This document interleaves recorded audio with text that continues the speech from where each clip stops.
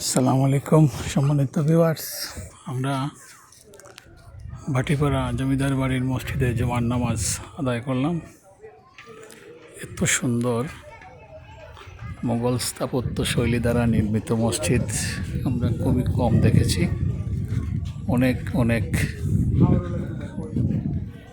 অনেক অনেক জমিদার বাড়ি আমরা ঘুরেছি, কিন্তু এত সুন্দর মসজিদ, এত সুন্দর খুব কম দেখেছি।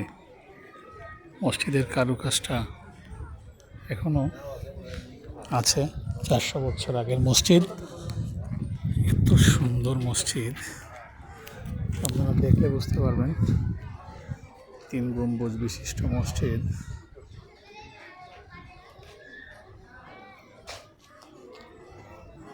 আলহামদুলিল্লাহ, আল্লাহ এই মসজিদে আমাদের নামাজ পড়ার তৌফিক দিয়েছেন। আমার বন্ধু সোহেল ভাই, এই মসজিদে নামাজ পড়ে আপনার কেমন লাগলো?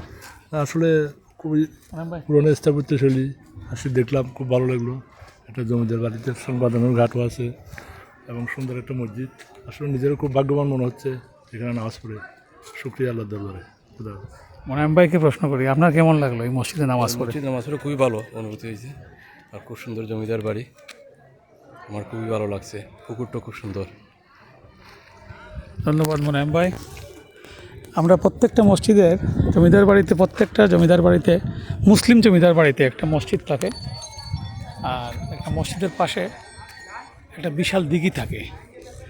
এই ভাটিপাড়া জমিদার বাড়িতেও একটা বিশাল দিঘি, অসাধারণ। মসজিদের পাশেই মিঠা পানির জন্য জমিদাররা দিঘি খনন করেন বাড়ি করার আগে। এই সেই দিঘির পাড়ে মসজিদ, এবং এই মসজিদের পাশেই জমিদার বাড়ি। আমরা এখন এই জমিদার বাড়ি থেকে বিদায় নেব, ইনশাআল্লাহ।